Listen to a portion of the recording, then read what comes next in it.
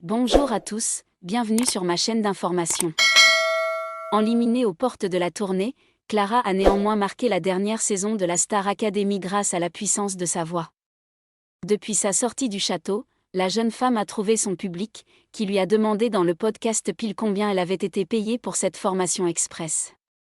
Cette fois-ci, le rideau s'est refermé sur l'aventure collective des académiciens de la promotion 2023/24. Pierre Garnier, Elena, Julien et les autres sont allés au bout de cette tournée marathon aux quatre coins de l'Hexagone, même s'il a fallu puiser dans leurs ressources physiques pour tenir la distance. Désormais, les artistes sont lâchés dans l'arène musicale, où il sera difficile de se faire une place au soleil.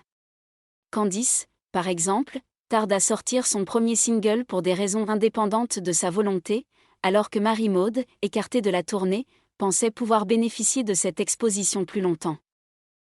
De son côté, Clara n'a également pas participé à l'intégralité de cette série de concerts, se contentant d'apparitions exceptionnelles, notamment à Bercy. Mais, la protégée de Vita s'est faite une joie d'annoncer la sortie de son premier titre, intitulé Dans tes bras, qui a connu des débuts prometteurs. Ce dimanche 4 août, la jeune diva a répondu aux questions des abonnés du podcast Pile, faisant preuve de transparence sur tous les sujets. Notamment celui de l'argent. Elle n'a ainsi pas fait de mystère sur les sommes touchées pendant leur formation au château. Je vais pouvoir enfin casser un mythe. Non, quand on passe sur TF1, on ne devient pas riche, a assuré la malheureuse victime de remarques grossophobes.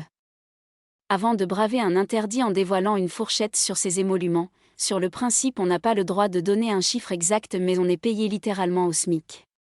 Quand on sort, on va avoir une somme d'argent qui est assez importante, ce n'est pas en réalité sur la somme elle-même, c'est sur la durée. Une journée de travail comme apprenti artiste comptant 15 à 16 heures, Clara s'estime contente en tant qu'habituelle étudiante. Mais pour vous rassurer, on ne gagne pas des sommes astronomiques, nuance-t-elle en conclusion. C'est toujours mieux que la bourse. Merci à tous d'avoir regardé ma vidéo, laissez un commentaire et n'oubliez pas de vous abonner à ma chaîne.